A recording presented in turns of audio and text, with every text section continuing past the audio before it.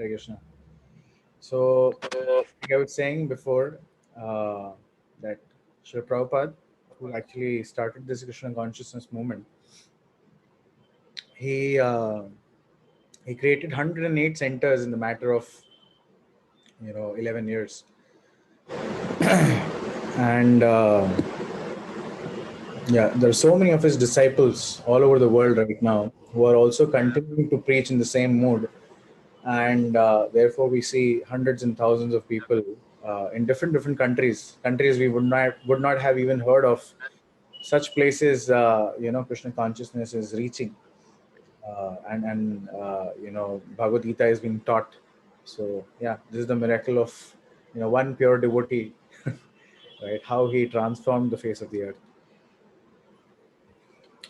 Yeah. So last time, or yesterday rather, we discussed chapter 3 and 4. So let's do a quick recap. Anyone remembers what all was covered?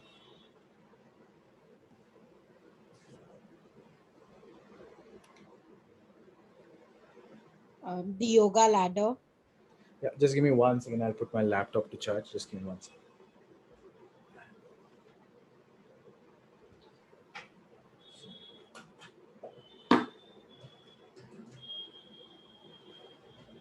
Yes, please continue. So you were saying about the yoga ladder? Yeah. Yeah. So what about the yoga ladder that we discussed? It's Karma Kanda. So we discussed the tree and the years yesterday. So What is the trees? Tyag, rungs of yoga, Hmm. egg, Exemplary yeah, Karma Yoga. Exemplary Karma Yogi. exemplary and exit, Enemy of the enemy. soul. enemy of the soul. Correct. Who's the enemy of the soul? Lust. Yes. Lust is the enemy of the soul, right? And then in the 4th chapter, what we learned? About the parampara, the Okay. transcendental knowledge. Yes. It's years. Yes. What is years? Eternal education, accurate, Understanding, Hmm. and S for sacrifice. sacrifice. Reaction towards action. Anything else from the reactions? Yes. And yeah. So we learned years and trees. So anything in specific that you remember? Any other pointers that we discussed you remember? Because today we'll be deep diving into the yoga ladder again, and some more details of that. So yeah. Anything else that you remember from yesterday? Nishkama Karma Yoga. So what is Nishkam Karma Yoga? We should not desire. We have to do just our duty without expecting any result. Offer everything to God. I think there is a lot of background or echo. So not able. Yeah. So you're saying offering the results to God, not desiring the results for ourselves. Right. Nice. Yes. Anything else? Anyone?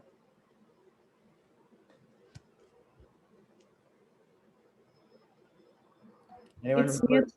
Niyatam Karma. Niyatam Karma. What is that?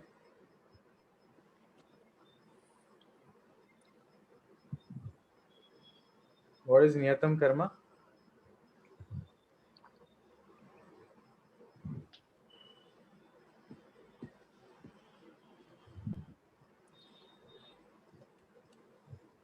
Yes.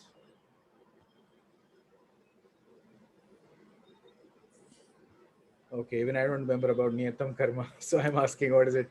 What is about Niyatam Karma that we discussed? Well, we discussed different ladders. Different rungs on the ladder of yoga. Yes. Yeah. What are the different rungs? So the first one, we start off with our animal behavior. Mm-hmm. Then we change to Karma Kand. Mm-hmm. From Karma Kand to Karma Yoga. Yes. Karma Yoga to Gyan Yoga. Mm-hmm. From Gyan Yoga, we go towards Bhakti Yoga. Okay. Maybe via Dhyan Yoga. Mm-hmm. Correct. Yes. And that way we are reaching the top of the summit, if you like. Yes. Perfect. All right. But there was also discussion about expressway, which is going straight to Bhakti Yoga Correct. from wherever we are, rather than going through all these different um, rungs of ladder. Perfect. Yes. Yes. Absolutely. Great. So good that everyone remembers so many different points. That's very nice.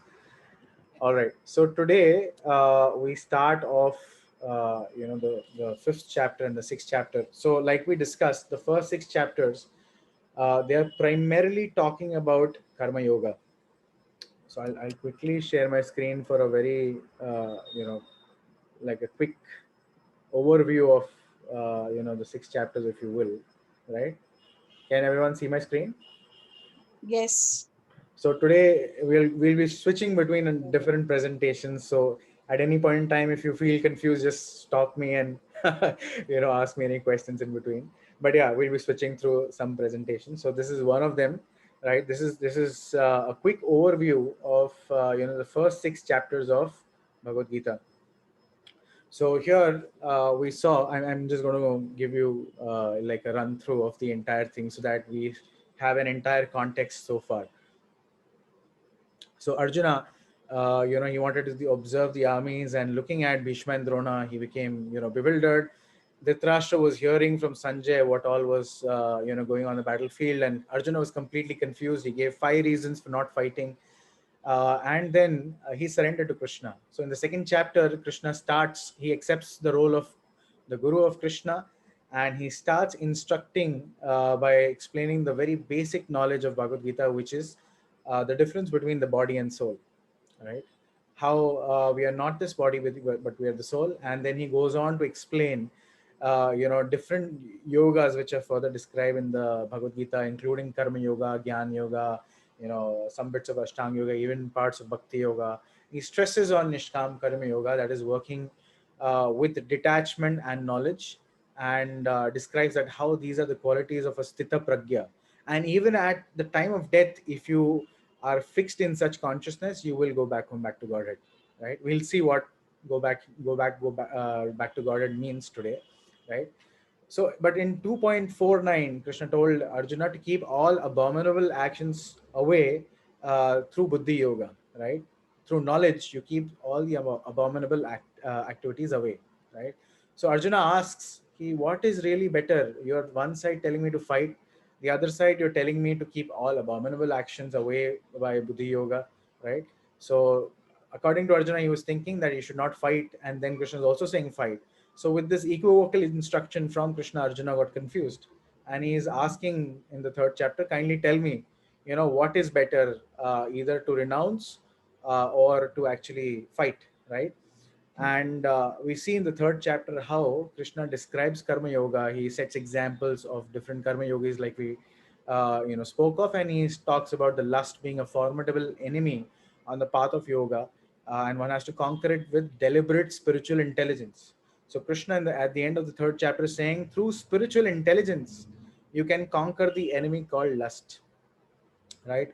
And then Krishna then talks about transcendental knowledge, or developing that spiritual intelligence to conquer the lust in the fourth chapter, right? And he goes on to describe the fourth chapter, which is nothing but transcendental knowledge, and how we receive the transcendental knowledge through disciplic succession, knowing the divine nature of Krishna's appearance. So Krishna says, if someone who knows that my birth and my appearance is transcendental, he is already liberated, like that, and he is eligible to enter into the kingdom of God. And he also goes on to explain that how on the platform of jnana,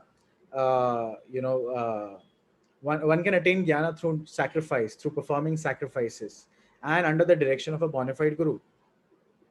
So when Krishna is glorifying jnana, right, and he's glorifying how we can attain peace through jnana, by renouncing different kinds of karmas through the knowledge, so Arjuna is again confused. He's saying, okay, he's talking about renouncing work. Krishna is talking about cultivating knowledge, how sacrifice leads to knowledge, and knowledge leads to liberation, right? So I want to be liberated, right? I want to come above this particular situation, which is, drying up my existence. So, Krishna on one side, he's saying cultivate knowledge. On the other side, in the same fourth chapter, towards the end, he says again glorifies Karma Yoga, again says get up and fight. So Arjuna is thoroughly confused. He's like, what's happening? Right? So then in the fifth chapter, Arjuna starts, right? Oh Krishna, first of all, you ask me to renounce work, and then again, you recommend work with devotion. Now, will you kindly tell me definitely which of the two is more beneficial? So Arjuna is asking conclusively, tell me, Krishna, please, which is better, to renounce work or to work in devotion? So then Krishna in the fifth chapter, he starts describing that how, what results you get by cultivation of knowledge, right? The same result you will get by Nishkam Karma Yoga as well, right? But of the two, working in devotion is superior. So if I give you a quick comparison, right? I mean, just from a very very layman's perspective. So it's like, you cultivate knowledge by going to school, or by going to college, doing a PhD degree for that matter. So that is, you're learning theory, you're trying to speculate or how things work, and then you're trying to understand the workings of different, say for example, if you're doing let's say, if you are doing your masters or your PhD in, say, mechanical engineering, and you're studying the subject, you're watching multiple videos, you're trying to understand, analyze how things work, right? But the nature of the soul is to always be active, and we would want to do stuff. So one is learning in the school or college, or through under some guidance. That's one. Second is also doing it practically, right? So actually going out there, applying that knowledge, right? So when you actually apply this knowledge, this transcendental knowledge, right, how should I act in Krishna consciousness? When you apply that knowledge, that is a karma yoga, or action in Krishna consciousness. So we'll study all these concepts in detail. I'm just giving you an overview before deep diving into the subject. And then Krishna is also saying that how action in Krishna consciousness is non-different from cultivation of knowledge, or Sankhya Yoga also for that matter. And then he, towards the end of the chapter, compares this, this Nishkam Karma Yoga with Ashtang Yoga, right? One can attain liberation by focusing on the Supreme, and Ashtang Yoga and Bhakti Yoga give liberation. So he's describing action in Krishna consciousness or Bhakti Yoga in one sense, uh, you know, uh, and then he's also saying that the same result can be achieved through Ashtang Yoga also. And then, having mentioned about Ashtang Yoga in brief, Krishna now describes it in greater detail in the sixth chapter. So the sixth chapter is completely dedicated to Ashtanga Yoga, right? And within this Ashtanga Yoga, Krishna is describing how there are the first four shlokas of the sixth chapter describe, the neophyte stage of somebody practicing Ashtanga Yoga. We'll come to what is Ashtanga Yoga. I think yesterday we touched upon it a little bit. Ashtanga, Yam, Niyam, Asan, Pranayam, Pratyahar, Dharana, Dhyan, and Samadhi. These are the 8 limbs of Ashtanga Yoga. So the first 4 verses of 6th chapter talks about Yam, Niyam, Asan, Pranayam, right? The 4 stages of the 8 stages. And this is the neophyte stage in one sense, the beginner stage of somebody who's practicing Ashtanga Yoga. And then the next 4 shlokas, or 5 shlokas rather, from shloka 6.5 to 6.9, Krishna goes on to describe the advanced stage. So the beginning stage is called as Yoga Ruruksha, right? The beginning stage of the neophyte stage, up till pranayam. And then there is from 6.5 to 9, Krishna is describing the advanced stage, that is pratyahar. Pratyahar is nothing but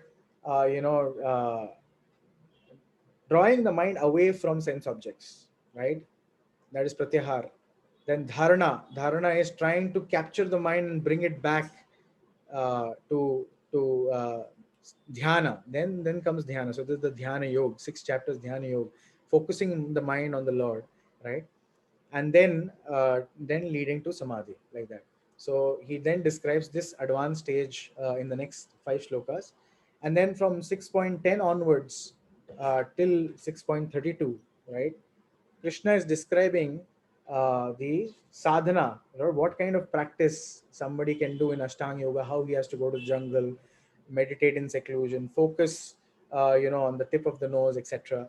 And then at every point in time, Krishna is giving some shlokas, 4 or 5 shlokas, describing the practice, the sadhana, and then the siddhi. Siddhi is the perfection one achieves after that practice.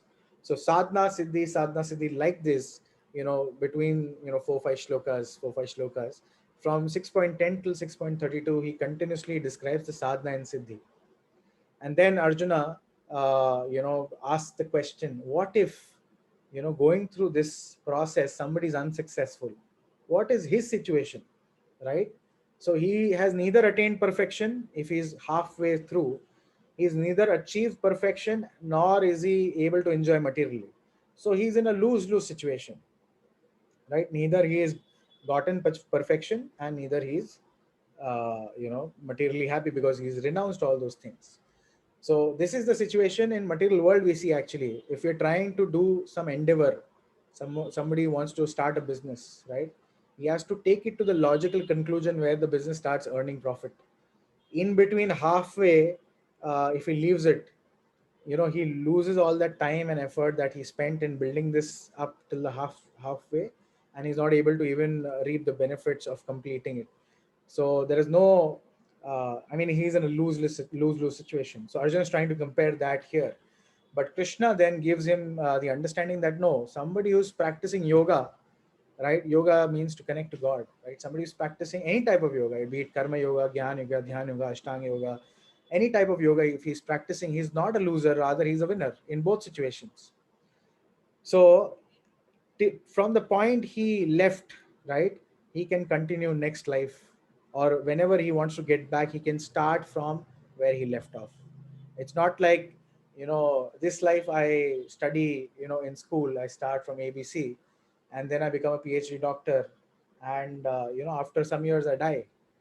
When I take birth again, I have to again start from ABC. I cannot say though, oh sir, sorry, I was a PhD last life, I don't need to study. I cannot say that, right? Even that knowledge is washed off. But this science, or this practice of Krishna consciousness, is never lost, or the yoga practice of yoga is never lost, right? So even that unsuccessful yogi, spiritually he doesn't lose, because he starts from where he left.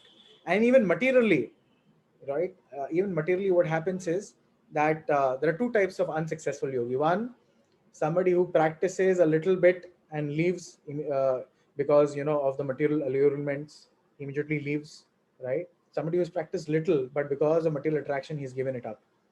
Then there is a second type of yogi who's practiced for a long time, and for some reason he had a fall down and he could not continue.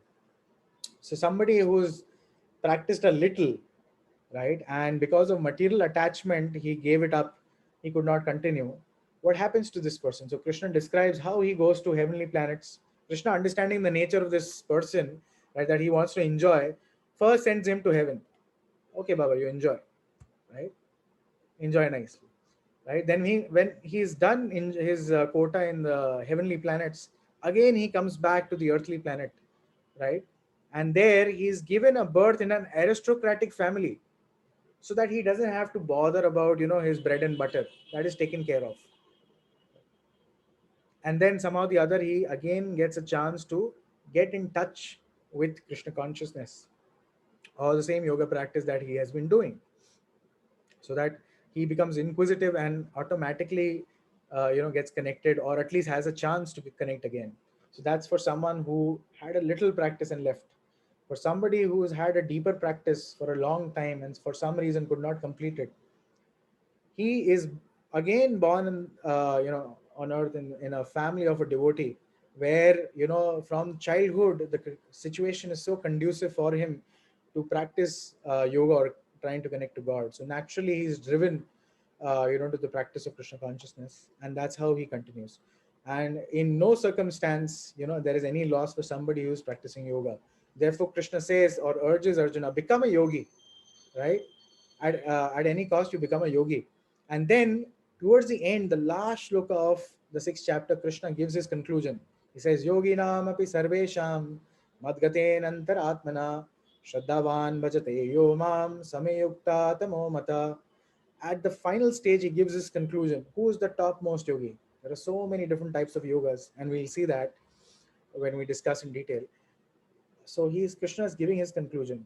He's saying of all types of yogis, the one who is a bhakta, somebody who's constantly thinking of me, right, and is connected with me through devotion, he is the topmost of all yogis.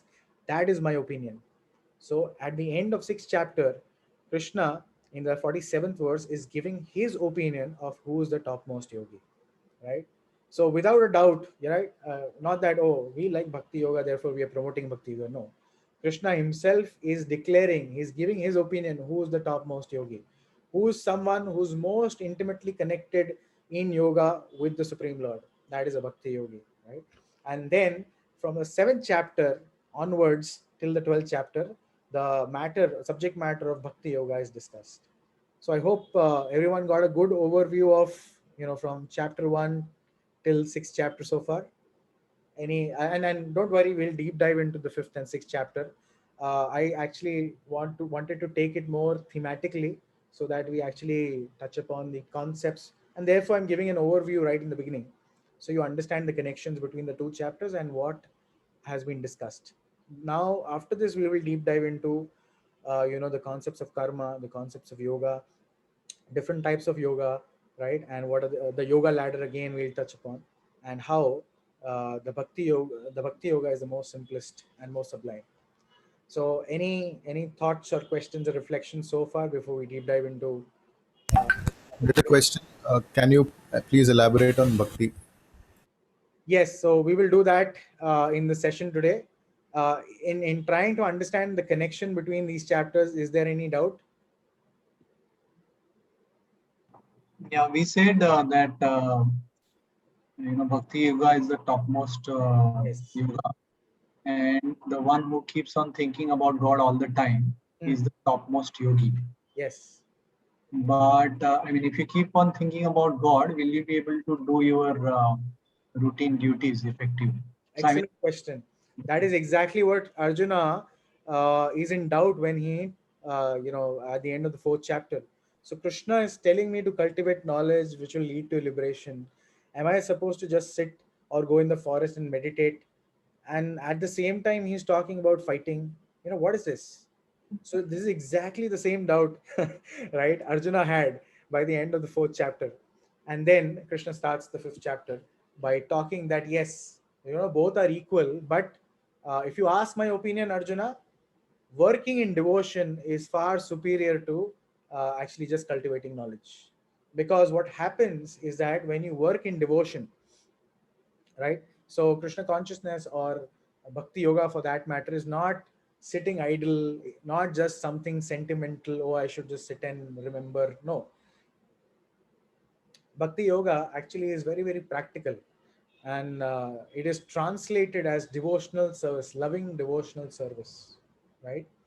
So it's not just some emotional phantasmagoria somebody feels. No, it's a very, very practical thing. Just to give you a very crude example, right? uh, Sorry, who asked the question? What is your name, sir? I yeah, couldn't. this is Umesh. Umesh, yes. So Umesh, are you married? Yes, yes. Okay, great. So imagine, sorry, actually, I should not take that example. But imagine there is a husband, wife, and the wife says, "Oh, darling, I love you," right? And the husband says, "Great, fantastic. Can you please get me a glass of water?" And the wife is also sitting next to him, relaxed, and saying, "Oh, God has given you two hands and two legs. Why don't you get it yourself?" Is that love? I'm not sure about it. I mean, she may still love you, but she can still comment like this. Yeah. So love means devotional service. It's practical. It is actually, love is expressed through service, right? If you love someone, you would want to do so many things for the person, right? And in fact, what we experience in the material world is not really love, right? Sorry to say, but it's not really love. The only glimpse, and I'm stressing on the word glimpse, the only little glimpse of love that we see in the material world, which is comparable to real love. We'll see what real love is. Yeah. Which is comparable to real love is the relationship of a mother with the infant child. Right? Okay. So in that state where the child is completely helpless and dependent on the mother is serving unconditionally without any expectation of any returns. Right? Yeah. So real love is unmotivated, uninterrupted, unconditional.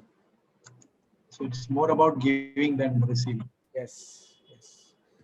All right. So I think, thank you for that question. We'll deep dive into our thematic subjects. So, we may not go shloka by shloka. Therefore, I wanted to give you this entire overview.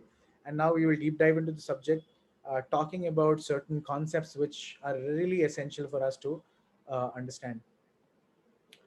All right. So let me quickly share my screen again. Give me 1 second. Wow.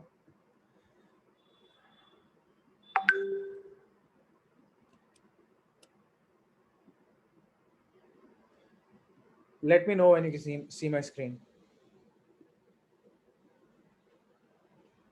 Are you able Yes, to we can. Yes. even now in the presentation mode? Yes. Yeah, we can see. Great. Okay, so I think this particular first few slides we discussed yesterday. So what is yoga? We were trying to understand, and so I mean I'm trying to touch upon it a little bit again. So what is not yoga, right? Let's analyze that also. Is this yoga? No. No. Is he not doing one particular asana?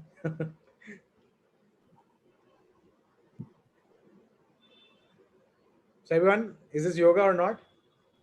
No. Okay. No, So if you Google the word yoga, he is harming himself. sorry, No, he was harming himself. The person was harming himself. he was harming himself. Okay. So if you Google the word yoga, right, so many results and so many different kinds of interesting things that come, right? So there is yoga for blood pressure, right? There is yoga for physical and mental health. There is office yoga. There is yoga for kittens, right? There is chair yoga, right? And there is some lights here, red to violet. Then there is yoga secrets for business success, yoga tennis, right? There is desktop yoga, yoga for pregnancy, yoga for weight loss, right? Back care yoga. So and there are so many more. It goes on and on. Is this yoga? All of this? These are some of the yogasanas. Actually. Some of the yogas. Yogasanas. Yogasanas. These are some of the yogasanas. Okay. Right. Yoga is much broader. Yes. So yesterday we learned yoga. What is yoga? Yoga is the process of linking ourselves with the Supreme. Right. So it comes from the root word yuj. Yujjate iti yoga. That which unites is yoga. Right. The root word here is yuj. Right. So yuj means to connect or to join. So the perfect union of Jivatma with Paramatma is yoga. It's from Agni Puran. So why do we need yoga? Why yoga?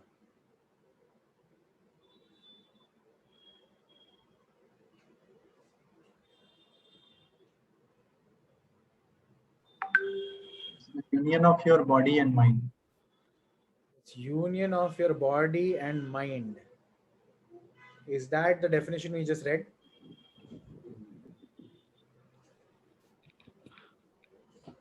Hare Krishna Prabhuji, sorry I am late. No problem. Yeah. Yoga will be connection of not body mind, but the soul to super soul. Yes, that's what we just So saw. It's a medium. identifying ourselves as souls first, and then connecting that soul to Krishna consciousness in this concept. Yes. So the question here is, that's correct. That's what we just went through. And if there are any doubts on, what yoga really means, If you want me to pull that definition again, I can do that. Sorry. Yeah. So perfect union of Jivatma with Paramatma is yoga. So that's the definition as per Agni Puran. So the question here is, why yoga? Why do we need yoga? Do you think, in your day-to-day life, you need yoga? Yes. What is the need of yoga? To relieve our mind. To relieve our mind. Yeah, you can listen to some nice music and you'll be relieved. For ultimate liberation. Be in awareness. Be in awareness. What will you be aware of? What is right and wrong? And what will happen by knowing that? You will go in the right direction. You will not harm anyone. Which direction? Prabhuji, may I? Yes. Actually, for me, yoga, the meaning of yoga is to meditate your body so that we can purely connect with the Supreme Lord. That's not meditation on the body. It's meditation on the Supreme Lord so that we connect with Lord. That's fine. Yeah. So we are asking the question, why yoga? What is the need of yoga? To keep ourselves stress free. Okay, like I said, you can, people do a lot of things these days. They go and watch a movie, they get drunk to relieve their stress. So, do you think yoga is needed? Some people, there is a But very for funny. Yeah, sorry, everybody, stress reliever may not, be the definition may not be the same. Like for some, it could be drinking, going to pubs. For others, it could be via yoga. So, one person. May I? Yeah. Just one statement here. So, one person, very funny. One person, one of the students, he had joined a 3-day Bhagavad Gita course like this one. And he was discussing and he was saying, oh, I go to yoga class, right? It's so helpful, right? Whenever I drink, I don't get a hangover the next morning. So yoga class really, really good. So working for me. Yeah, sorry, please go ahead, make your comment. Soul gets connected with Paramatma. So, yes, that's the meaning of yoga. also it helps to balance your your thoughts and probably the mind and the soul. Probably that's the reason people perform yoga. It gives a balanced state of mind as compared to any other activity like listening to songs or anything else. Sure.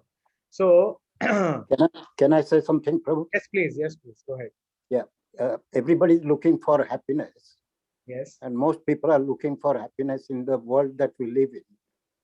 We do get some happiness from time to time, but it's also giving us some unhappiness from time to time as well.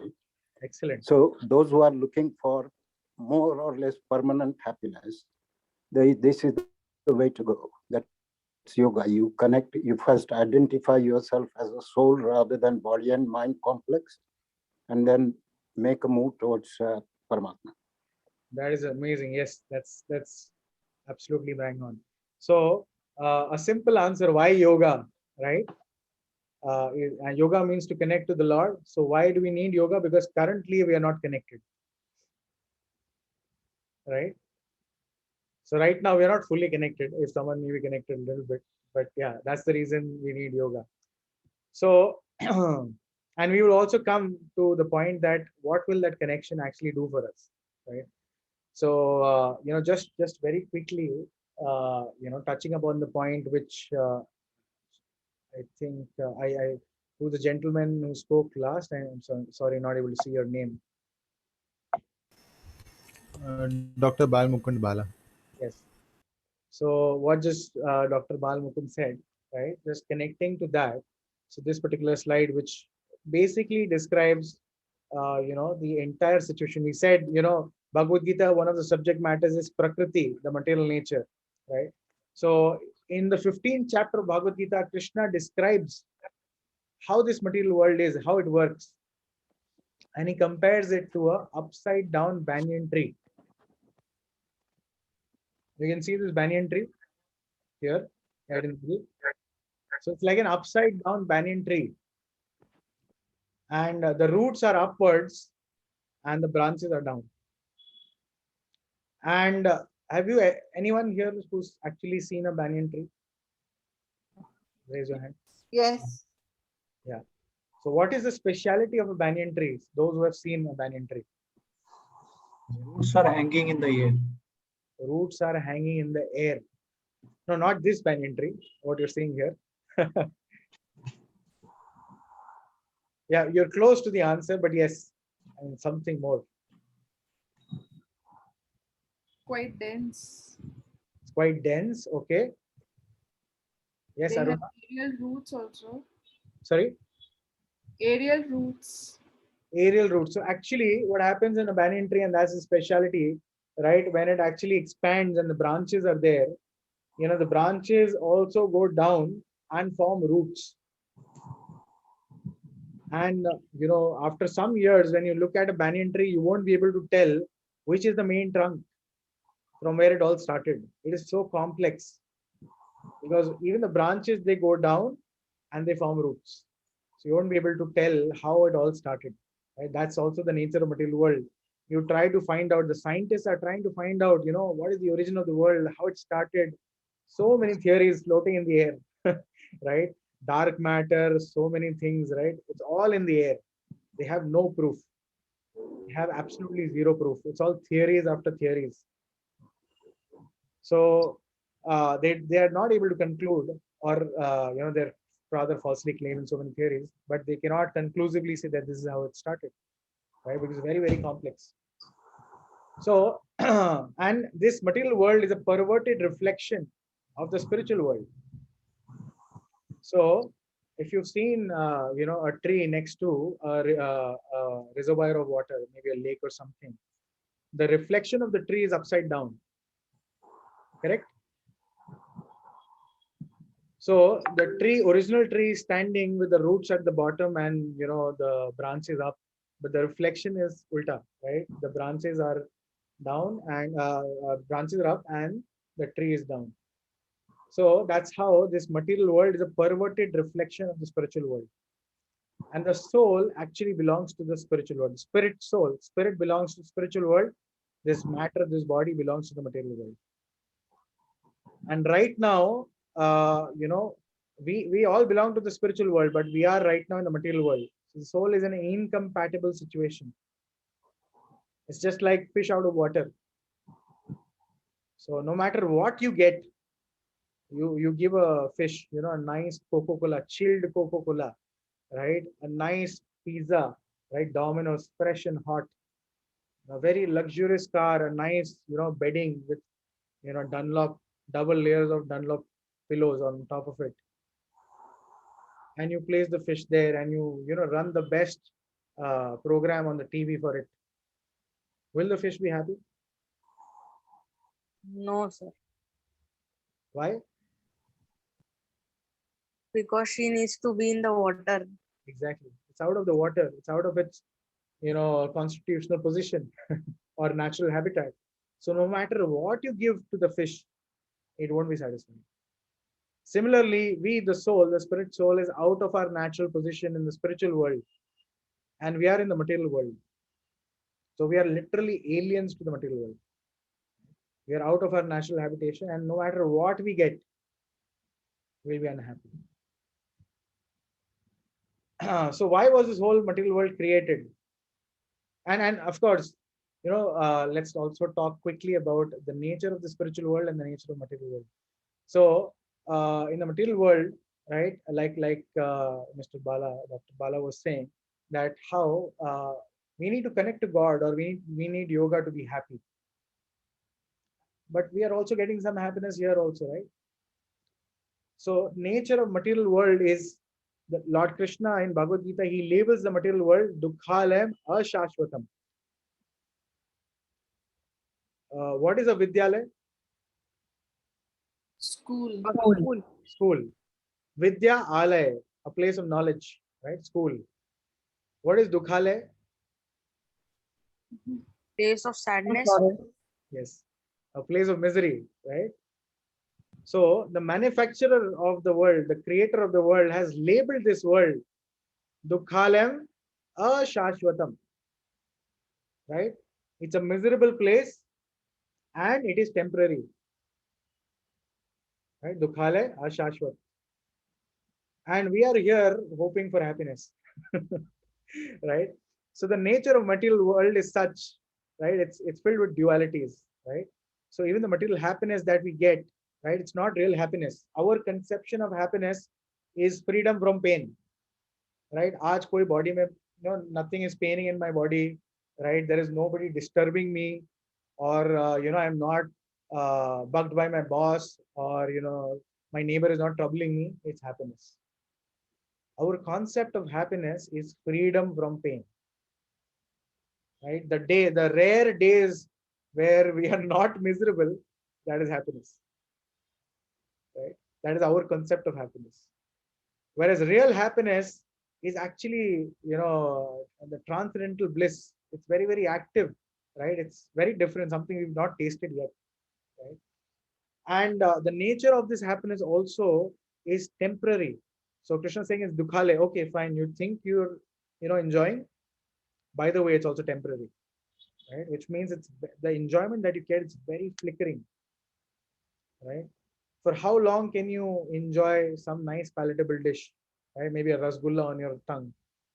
A few seconds. That's it, right? It's temporary. And on top of it, right, the thing which gives you happiness, the very same thing in a matter of time will become cause of distress. That is the nature of material happiness, right? What is giving me happiness or pleasure right now, the very same thing in a matter of time will become cause of distress. Let's take an example. Okay, I see someone here who can come on video. I can see. Okay, doctor, let's pick up someone. Dr. Nanda. Yes, sir. Yeah, can you come on video? Okay.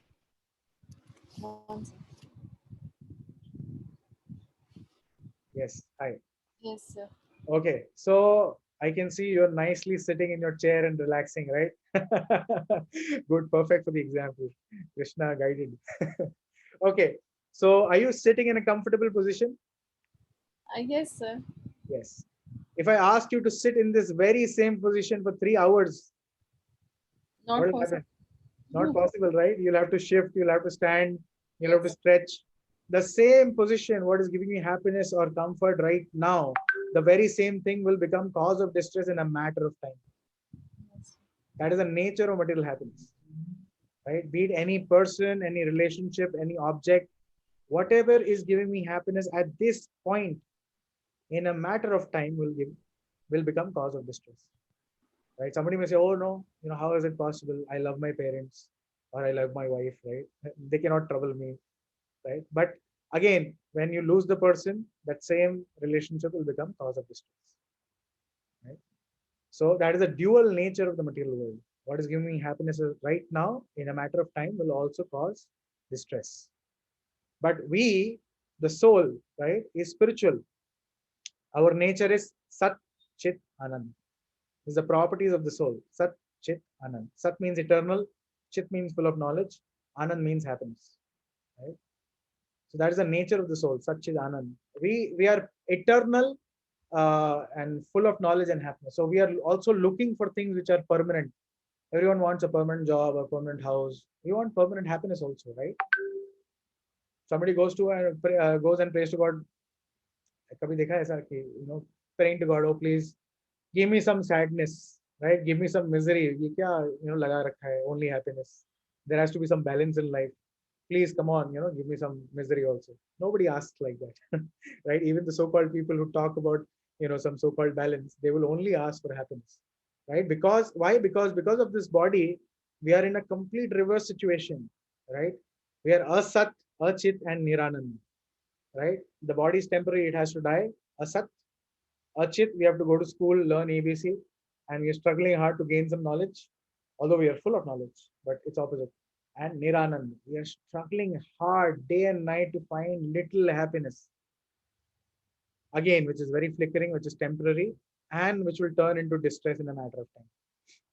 Right? But we are looking for permanent happiness. So where to get that, right? So when we connect to God through yoga, right, that is where we actually experience real happiness, inner satisfaction. We don't need anything external to become happy. Just like this finger, it's part of my body, right? So yesterday Prabhuji was giving the example how the fingers cannot enjoy a rasgulla by themselves. If the duty of the finger is to serve the whole, the duty of the part is to serve the whole, and then it'll be filled with all the energy required for functioning of the fingers. Internally, the energy will be supplied. Similarly, we being part and parcel of God, when we connect to God through service, through yoga, right? Devotional service, like we defined earlier. Love is devotional service. So when we connect to God through service, right, we are internally satisfied. We don't need to externally do something. It's not that we don't need to do any action, but we don't need external objects to make us happy. That's the idea. So I hope things are clear so far. Any doubts, any questions till this point? So I have a question that can you show me the slide once again which describes the yoga, the word yuj means dhatu or root. Yeah, just 1 second. Yeah, this one or this one? Yes, sir, this one. Okay. Should I move ahead? Yes, sir. Okay. So now the question comes, why did God create this material world? Right? And by the way, sorry. So our concept of spiritual world and material world and heaven and hell, just to clarify. So this material world includes not just the earthly planetary system, but even the heavens, up to Brahma Loka. It's all part of the material universe. Down to Patala Loka, from there up till the Brahma Loka. All these are parts of the material world itself. So there are multiple, and we will touch upon this also. How there are different demigods. Demigods are powerful managers of the universal affairs. There's Indra, Chandra, Surya, so many others, right? So they're all part of the material world itself. And beyond all of this, right, there is a spiritual world. Okay. So why did God create this world? Right? Have anyone wondered about this question? Kyun banaya, right? Kya tere man mein samai kahe ko duniya banaye? There's a famous song also, right? Duniya banane wale, kya tere man mein samai, right? So we all were in the spiritual world, and the nature of spiritual world is it's chinta money. Anything that you desire immediately gets fulfilled. So we also desired why God is God, right? Why I'm not God? Because in the spiritual world, Krishna is the only supreme enjoyer, and we being part and parcel of the Lord, we are enjoyed, right? Which means that the fingers, they have to function as per the desire of the body, or me rather, not even the body. As per my desire, it has to function. Not that it will independently try and enjoy, cannot. Like I saw the Rasgulla example. So, so we thought, why God is God? Why He's the only enjoyer? Why I am not God? So immediately, the desire is fulfilled. The material world is created. That fine, you can go and play God, right? Just like there is a small girl who's seeing his mother cooking. She also wants to cook. Mummy, mummy, even I want to cook, and she, disturbs the mother. That no, I will, roll the rotis. So the mother says, no, you cannot. No, I will, use the gas. So the mother, what she does is gets her a toy kitchen. Okay, go play, right? You cook your own dal, you cook your own rotis, and do everything. So the girl is really happy, right? And she starts cooking and preparing nice dishes with a toy kitchen. But when she's really hungry, she will run back to the mother. That time, whatever she cooked is, it's not there. But before that, she's so serious about, oh, I cooked dal, please eat, right? She'll come to you, please take dal and chawal and all of that. And you will also have to act, yes, very nice, right? Because she's so serious. So we are sent here to play God. And if you see, everyone wants to be number one, right? They want to be the boss of everyone else, right? So they want to control everything. It's nothing but the nature or the desire to become the Lord. Right? So it is not possible. So Krishna gave us a toy world, go play God. Right? And here, like we were discussing, the senses can never be satisfied. No matter how hard you try, to enjoy, you'll be miserable. No matter what you give to the senses, it'll always demand more and more. It's like a fire. You keep pouring ghee in it, it'll just burn more and more. Right? So the senses can never be satisfied. The situation is fish out of water, like we just discussed earlier, right? So when we understand this knowledge, right, and therefore action in Krishna consciousness, the 5th chapter Krishna is describing karma yoga action in Krishna consciousness. When we understand this knowledge, how should we act? Right? So we should act in yoga, and what will happen by acting in Krishna consciousness or by connecting to God through yoga? What will happen? We discussed why yoga, right? So what will happen by connecting to God? So there's a quick story. Right? So there's this boy who who wants to learn kung fu. Now, this is a story from China. He wants to learn kung fu, and this boy, he was without his left arm, and every school he went to, he was rejected. Like, nay, nay, nay, what? You don't have one arm. How will you learn kung fu, or how will you fight? So every school he rejected. Fine, and somewhere he was also humiliated and laughed upon and then sent away. So finally, after going through so many rejections, he finally goes to the finest school in China, and he begs to the master that, please, I'm being rejected from so many places. I know that I don't have a left arm, but I really, really want to learn kung fu. Can you please teach me? So the master tested him a little bit, by saying, no, no, this and that. But then he saw the determination of the boy, and he said, fine, you can learn. But only on one condition. You will do exactly what I say without any questions. So he said, fine, I'm ready to pay any price, do anything. I want to learn. So he agreed. And, then the master, he started teaching him. And first he taught him a little bit of defense, right? How to defend himself. For, 1 month he taught him, different ways to defend himself.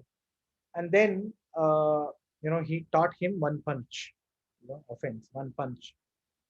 So this boy, he started practicing that punch, and over the next 10 days he was trying to practice and kind of learned it very nicely. So he then came to the master. Master, I practiced this nicely. What next? So master said, oh, go back and practice the same punch for next 3 months. So the boy, was shocked, and he thought, he saw the other kids, they're learning, some high jumps and kicks and so many other things. But he thought, no, I should do what the master says, because he's the only one who's agreed to teach me. He goes, and for 3 months straight, he practices that one single punch.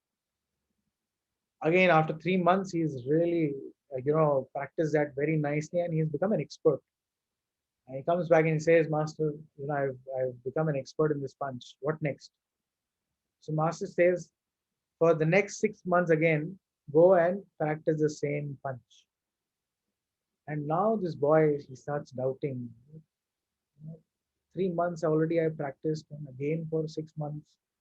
All the other kids, they've learned so many things. They've advanced so much. They have so many tricks and techniques. I just know this one punch, and now I'm supposed to. And he tried to say, but master, I've already learned. And as he was about to say this, master said, I told you, if you do not follow what I say, I cannot teach you. So, somehow the boy agreed, fine, let me do what he says. And for the next 6 months, he just kept on practicing that same single punch. So towards the end of the year, there was an annual tournament where all the different schools, they compete together. And the master was picking up these boys for the tournament. He picked up several boys, and he also, to everyone's surprise, picked this fellow. So everyone was wondering, what will this guy do? He doesn't know anything. right? Only one punch and some defense, and not even a left arm. So what will he do? But to everyone's surprise, right, all the other students, they lost while this boy was winning. And what he was doing was, whenever the opponent was trying to attack, he was trying to defend himself very nicely. And then when he saw that one gap where the opponent would catch his breath, he would give that one punch. And this was so powerful punch that the person would be knocked out completely. So in one punch, knockout. So like that, he kept on, winning several rounds.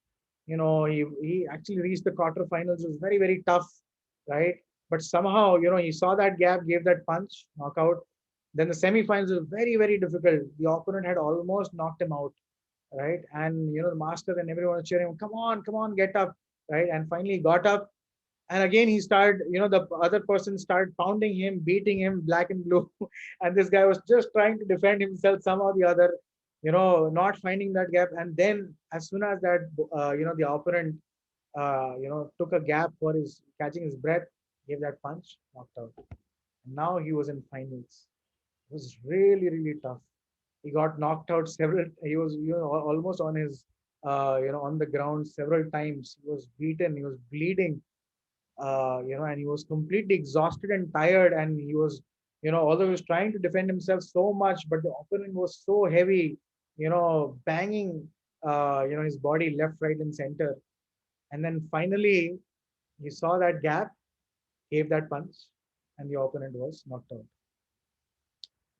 So this guy, to everyone's surprise, won, and he was given the trophy. And when after this episode, when the master with all his students, they were walking back, and this boy started crying, and even the master had tears in his eyes. And the boy said, "Master, how did I win?" Right?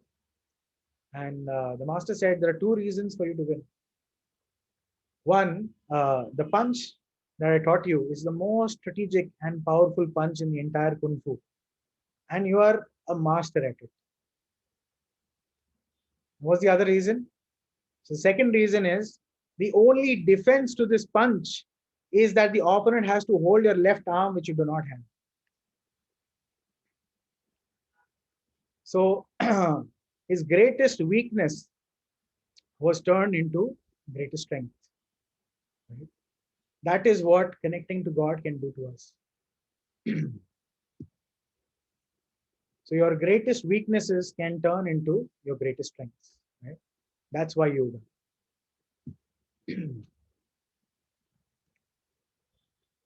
Okay, just a quick time check. So there are different types of yogas. So there is Karma Yoga, Jnana Yoga, Ashtanga Yoga, Bhakti Yoga. And the third chapter is Karma Yoga. Then again, the fifth chapter is Krishna explaining the same Karma Yoga, action, Krishna consciousness. The fourth chapter touches upon the sections of Jnana Yoga. Jnana Yoga is also a heavy topic in the last 6 chapters of Bhagavad Gita. Then the 6th chapter deals primarily with Ashtanga Yoga. And then finally, from the 7th chapter onwards, we'll have Bhakti Yoga. So you must have heard of different types of yoga. Some people say Raja Yoga, Hatha Yoga, and so many others. But these are the 4 broad categories of different types of yogas. Right? So the yoga ladder, which we learned yesterday. So there is the Jivatma, there is God, right? And these are the different rungs on the yoga ladder. So there is Karma Kand, right? Karma Kand is not Karma Yoga. Karma Kand is many rituals which are mentioned in the scriptures, that you do this, you will get this phala. You perform this yagya, you get this phala, right? So it's basically almost like a business deal, right? You do this and you get something in return. So it's not even a rung in the yoga ladder. It's like on ground, right? So you're not connecting to the Supreme. You're just somehow, somewhere following what the scriptures are saying, but you're not really connected as yet. Then comes Karma Yoga, which is linking to God via action, right? And it happens on multiple levels. The first level is that I link to God, by doing Sakam Karma Yoga. Sakam Karma Yoga means I give a portion of result to God. right? But I also desire something in return, right?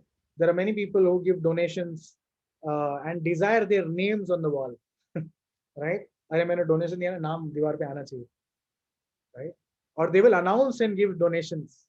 Right? Oh, I'm giving such big charity. Why? Because they are having a desire for fame in return. Right? That's called sakam karma. Right? And if it's connected to God, then it's called sakam karma yoga. Right? If you're giving some charity in connection to the Lord for some Krishna conscious activities, sakam karma yoga. Right? Yoga is again only when it's linked with God, that is yoga. Otherwise, it's not. Then the second type of yoga is nishkama karma yoga, right? Where I do not have the desire for anything in return. I'm happily giving, or I'm actually working out of sense of duty, not that I'm only running after results. And I'm ready to dedicate the results or portion of the results to God, right? And I'm not expecting anything in return. That's nishkam karma yoga. Nishkam karma yoga, of course, is higher than sakam karma yoga. And when nishkam karma yoga is done in knowledge, right, with an understanding of scriptures like Bhagavad Gita, or with an understanding that yes, I am spirit, soul, part and parcel of the Lord, right, that leads to liberation. That knowledge and that activity in Krishna consciousness, the action in Krishna consciousness, which is the subject matter of the 5th chapter, that leads to liberation. So Krishna explains Karma Yoga, he then explains, touches upon Jnana Yoga or transcendental, he actually glorifies transcendental knowledge in the 4th chapter. And then he again describes action in Krishna consciousness, how that is superior, right, than just cultivation of knowledge. And then he also describes Ashtanga Yoga, because that is also something which is very, very popular. So Krishna basically covers all kinds of yogas. So Ashtanga Yoga is nothing but linking to God via meditation. And then finally, Bhakti Yoga, which is linking to God via devotion. And each and everything includes the previous steps, right? So linking via devotion includes the practice of meditation, includes cultivation of knowledge, includes acting in Krishna consciousness.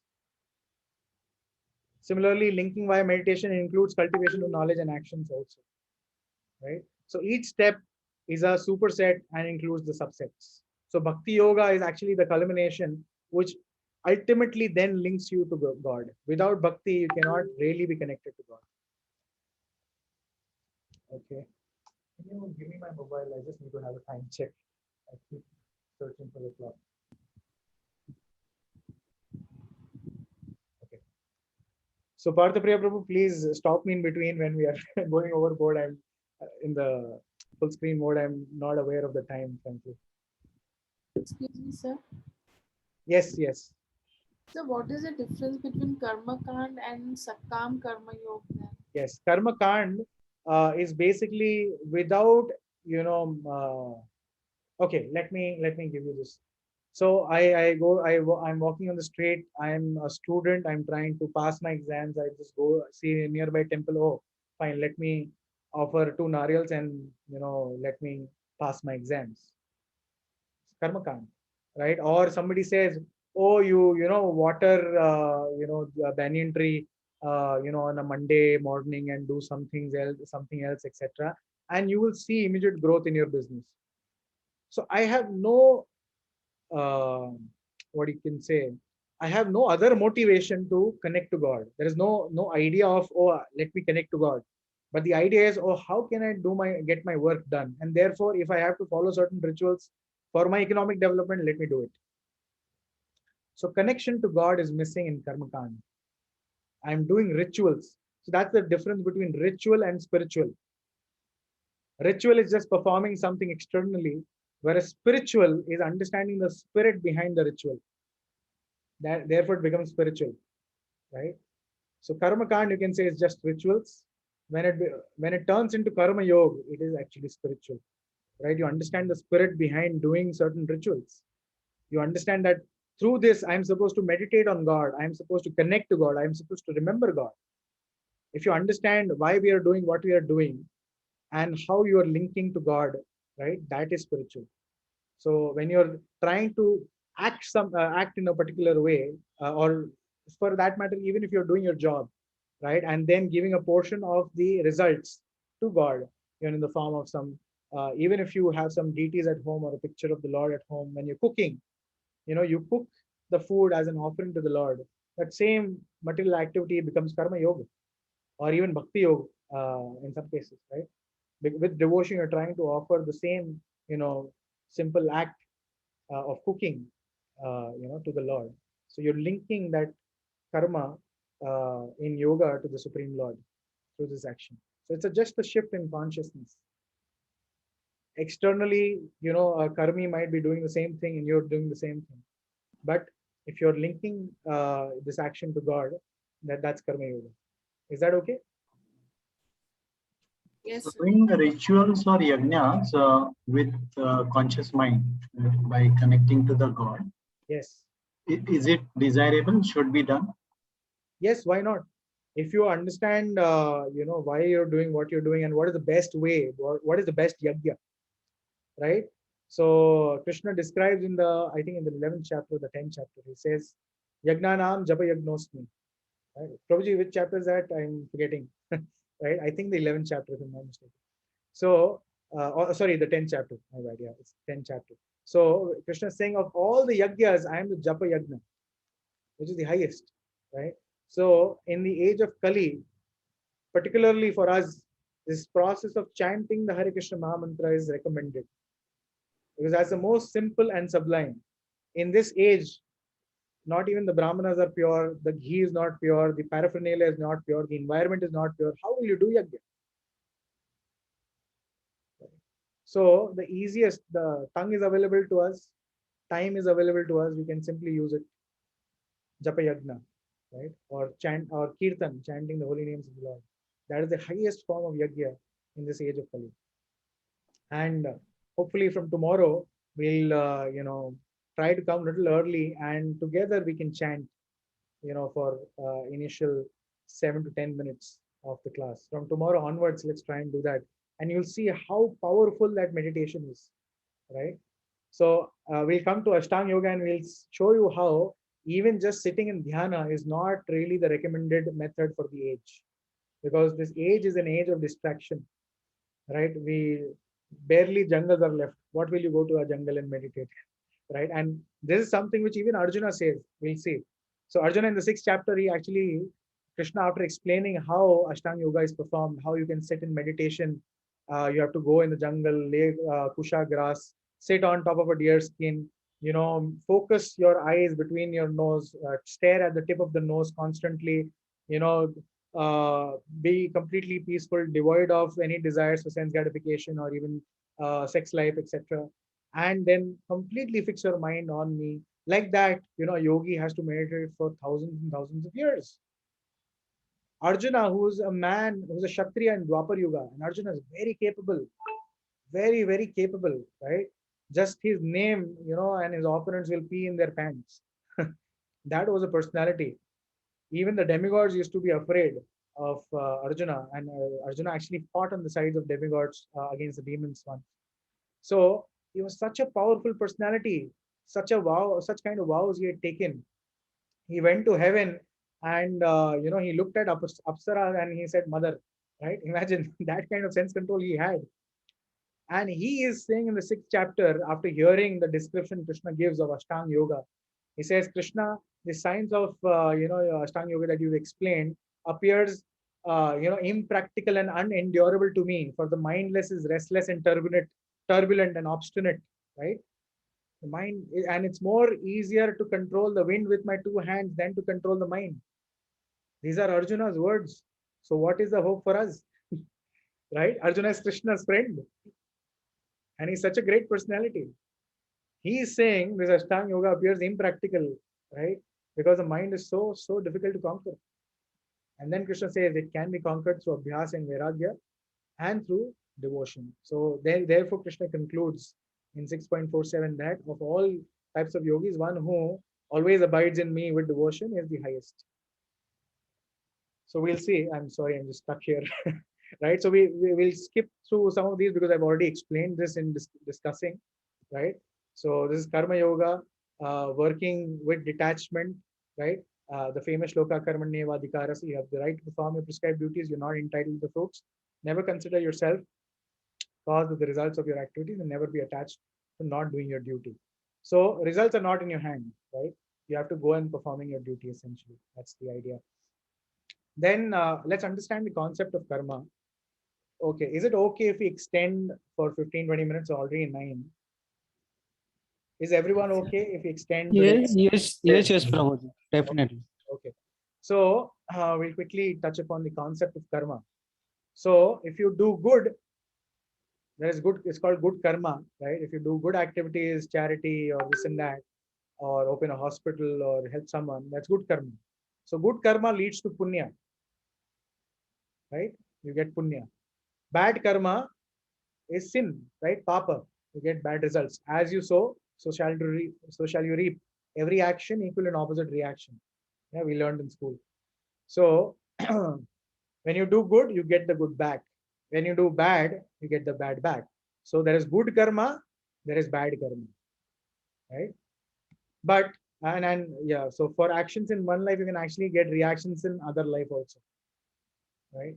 So like Dhritarashtra, he was born blind, and he had his 100 sons killed. So actually, 50 lifetimes ago, he was a hunter, and he had set up a trap in the tree. He had burned fire at the bottom, and all the chicks, there were 100 chicks in the tree, were trying to escape, and they got burned. And the father bird was trying to save them. He had gone outside to get some food. He saw the situation. He wanted to save them, and because of the flames, the father bird got blind. So as a result, 50 lifetimes later, he suffered the same reaction. He was born blind, and his 100 sons were killed in the battle. So why after 50 lifetimes? Because over the 50 lifetimes, he had to have enough punya to beget 100 children at the same time. So it took 50 lifetimes to accumulate enough piety or pious reactions to actually beget 100 children. So, but as per Bhagavad Gita, good karma and bad karma both are bad. Sorry, I think the bad word is missed out. So good karma and bad karma both are bad. Anyone understands this? Why is that? Didn't understand. So you do good karma, you get good results. You do bad karma, you get bad results. But we are saying good karma and bad karma both are bad. You get the results of the karma otherwise. If you get attached to the fruits of karma, and you will not be liberated. Excellent, yes. So for every action equal and opposite reaction, even if I do good, I have to receive the good back, for which I have to come back. Again, go through the cycle of birth, death, old age, and disease. Every action is creating a body for me, right? So even if I give 1 rupee to a beggar in the street, I have to receive that 1 rupee back. And for that, if I have not done that, finished that cycle in this life, it will come back to me in the next life. I have to take birth again. I won't be liberated. Till then, till the time there is this karma balance, right? So in one sense, both are bad. So what should we do? Right? What should we Devote do? all the work to God. Sorry? Devote all the work to God. Yes. So Krishna explains there is karma, vikarma, and akarma. So karma is actions prescribed in the scriptures, right? Not everything is karma. Otherwise, even the thief will say, "Arey, mera to karma hai. Itna mehnat karta hu raat ko. I climb the wall, right? Such risky job, right?" So he'll say, "Mera karma hai." No, that is not karma. That is vikarma. Vikarma is prohibited activities in the scriptures. Karma is actions prescribed in the scriptures. Karma and vikarma. And then akarma is when you dedicate your work to God, right? That is akarma. When you're doing your work with the consciousness that this is dedicated to God, you don't get any reactions for that work. That is known as akarma. And that is also work in devotion. Just like we gave the example on the first day. When fighting on the battlefield, the soldier gets a medal. Right? He's not fighting or killing people on his own account. So that is on behalf of the Lord. If we work or we dedicate the results to the Lord, that is work in devotion or karma. Okay, Gyan Yoga is uniting with God through knowledge. So these sessions are also, in one sense, Gyan Yoga. We're discussing knowledge of Krishna consciousness or Bhagavad Gita, etc. There are others, other people who are also, some people who are completely into deep study of Upanishads, Vedanta Sutras, Sankhya philosophy, etc. So that's also part of Gyan Yoga, right? But yeah, Gyan Yoga can be really tricky. You can be deviated in 10 different ways. Why? Because the Vedas are so vast. Vedas literally mean all knowledge. They're so vast, and each Upanishad will glorify something else. There are Upanishads in mode of goodness, passion, and ignorance. So different Upanishads glorify different things, and therefore, if somebody is trying to read all the Vedas, they'll be thoroughly confused. So therefore, Vyasdev, he gave Srimad Bhagavatam, which is the natural commentary on Bhagavad Gita, on the entire Vedic scriptures. He also, gave Bhagavad Gita within Mahabharata, right? So that we have the essence or the conclusions of the Vedic scriptures, so that we don't get confused. Coming to Ashtanga Yoga, right? Ashtanga Yoga is uniting with God through meditation. So we saw this yesterday. There are 8 limbs: Yam, Niyam, Asan, Pranayam, Pratyahar, Dharana, Dhyan, and Samadhi. So Yam is sense control, right? The don'ts and the do's, right? So Yama, Niyama, following the regulatory principles. Asan. So what we see in most of these yoga schools, etc., is nothing but some asanas, right? And then maybe a bit of pranayam, right? Asana and pranayam. So this is the 8-fold process. And if you look at the end results, right? Dharana, Dhyan, and Samadhi. So dharana is fixing up the mind for meditation. Then dhyana is actually meditating on the Lord. And samadhi is complete absorption on the Lord, uninterrupted meditation, right? So I have a question, sir. Yes. So what is Sankhya philosophy? Sankhya philosophy is actually analyzing the whole material world, right? That how we have 5 working senses, 5 knowledge acquiring senses, 5 objects of senses. Objects of senses means sight, or something to touch, something to taste, like that. So like that, people analyze, the jnani especially, they analyze, right? What is exactly this material world completely made up of, and how I am different from the material world. And then they come to the conclusion that yes, the soul is different from matter, and there is something which is even higher than the soul, the supreme, and how the soul needs to connect to the supreme. So the conclusions of Sankhya philosophy, the real Sankhya philosophy, is the same, right? And therefore there is no difference between cultivating transcendental knowledge and Sankhya yoga as well. That's also something that is explained in the 4th chapter. Is that okay? Or I'm just trying to give a quick description because we are, already late. I just want to finish this up as well. So samadhi is the final stages. So the purpose of asana and pranayam, right? Purpose of asana is to fix the body for meditation, right? The last stages, dhyana and samadhi. So when I sit to meditate, I should be, meditating on the Lord and not in the pain in my knee, not meditate on the pain in my knee, right? So asana is to fix the body, make it suitable for meditation. Similarly, pranayam is controlling the breath so that our senses get controlled. Our mind is not agitated when we sit for meditation, right? Pranayam is also very good in general for calming oneself down and then actually starting to chant, right? So it's good. One can do that. One can use these things for actually doing the real meditation, which is meditating on the Lord, right?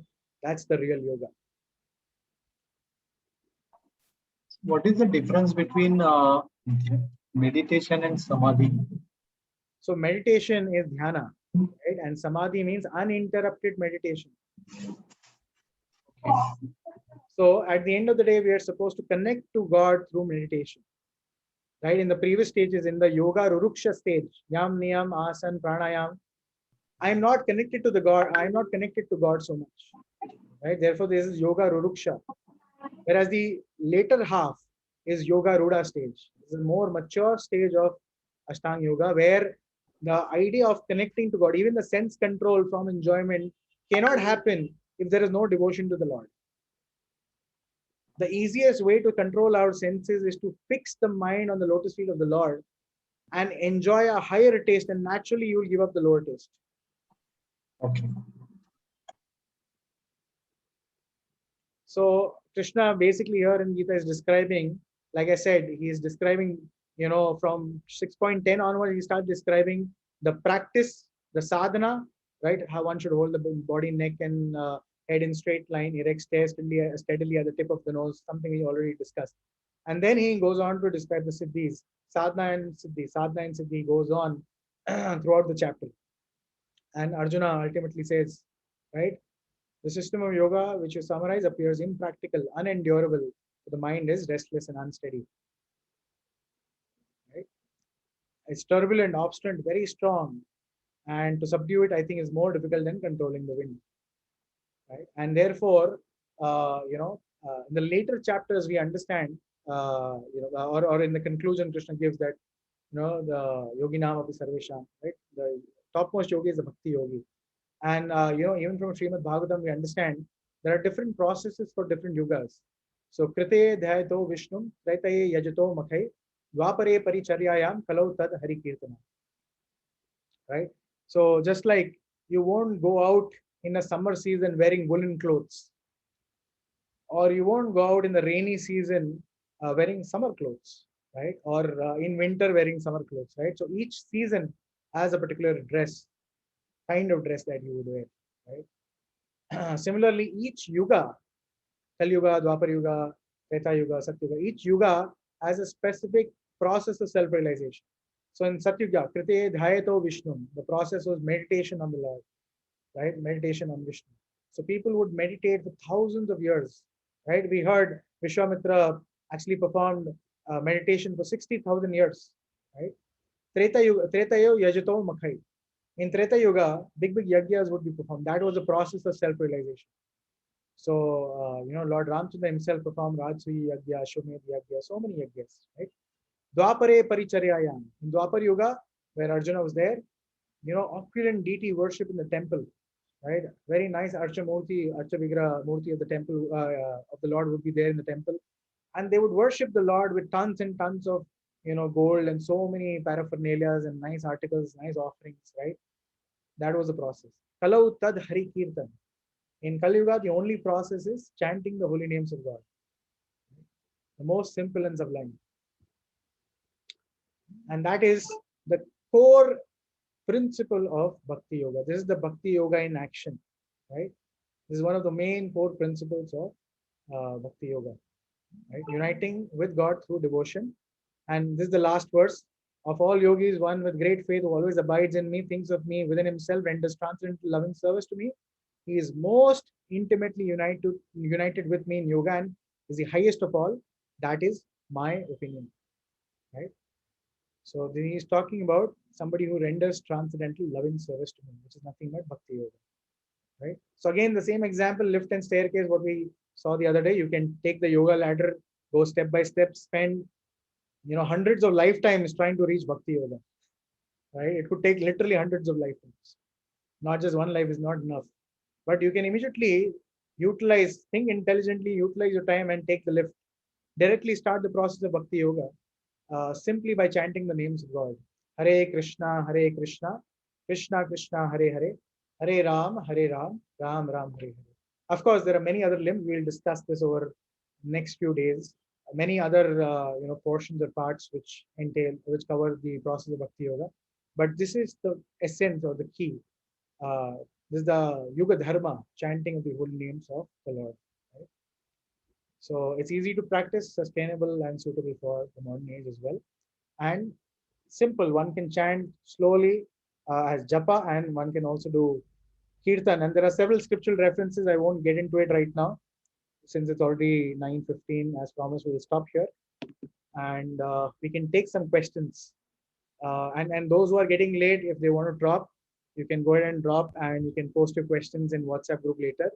Those who want to stay back and discuss maybe for next 5 minutes Any questions, any doubts or reflections that you have from today's session? So I have a question. Yes. That what is the major difference between demigod and God? To whom we may call God? Yes, this is something we will discuss. It's like an entire session in itself. Maybe tomorrow or day after, one of the days, we'll definitely discuss this in detail. But just to quickly answer you, people have their own opinions that, oh, my favorite is Ganesha, my favorite is Shiva or somebody else or Durga, like that. But let's look at scriptures. What is scripture saying? So the Shastra or scriptures clearly describe who is God. So Krishna himself describes in Bhagavad Gita how he is the supreme personality of Godhead. Lord Shiva, he describes Aradhana Nam Sarvesham Vishnu Aradhanam Param. In the Padma Puran, he describes how worship of Vishnu is the supreme, right? And in Brahma Samhita, Lord Brahma describes, right, Govindam Adi Purusham Tamaham Bhajami, how Krishna is the premeable Lord who is the cause of all causes, and I worship that premeable Lord Govinda, right? So when we look at scriptures, they clearly point out that Krishna is the supreme personality of Godhead. And we'll discuss this much more in detail in the coming sessions as well.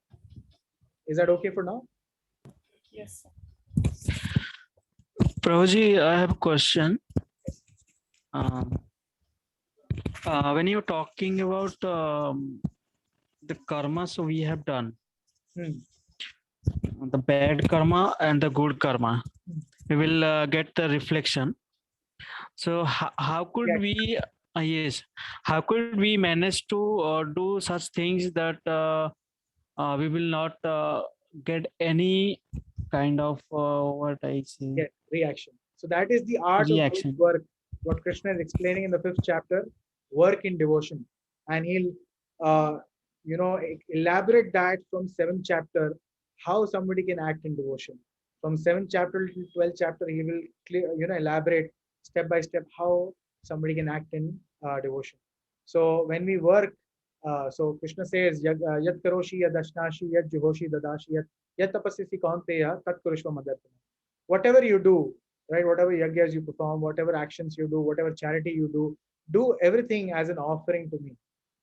And by that, you won't suffer any reactions. That is yagya, that is actually performing sacrifice. Do that as a sacrifice to me. And that sacrifice will result in cultivation of knowledge, which will result in liberation. So liberation doesn't mean that suddenly I have, 12 horns on my head, right? Doesn't mean that I, suddenly, starts floating in the air and my feet doesn't touch the ground. Liberation means I am situated in my original position as a servant of the Lord. I understand. I start acting on the platform of soul. I understand that I'm not the proprietor of anything and dedicate all my actions and activities to the Lord. That is why living, somebody is liberated. Jivan Mukta. Brahma Bhuta. Right?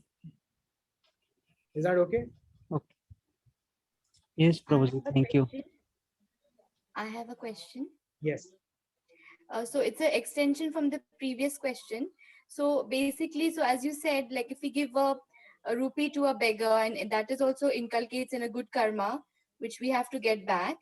So is that like do you mean that by devotion that we are giving it, we are giving the money, but it's an act of God? Is that what how we have to do it? No. So, and by the way, just to clarify, it may not always be good karma.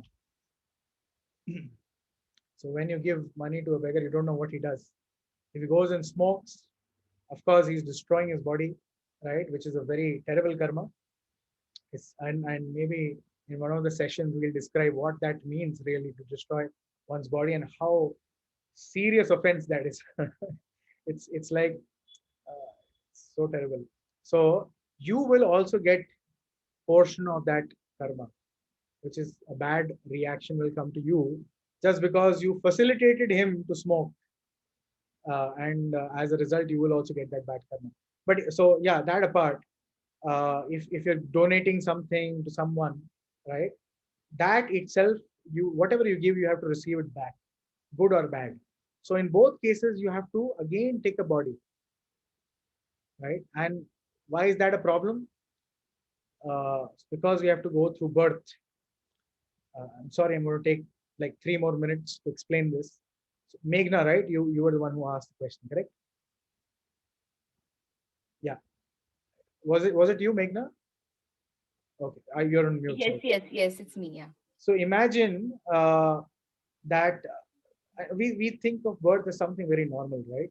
But imagine somebody, grabs you, puts you in a sack, hangs the sack upside down, starts filling that sack with all kinds of dirty things, blood, pus, urine, mucus, right? And there are worms inside which is biting you, and it's such a tightly packed sack that you cannot move.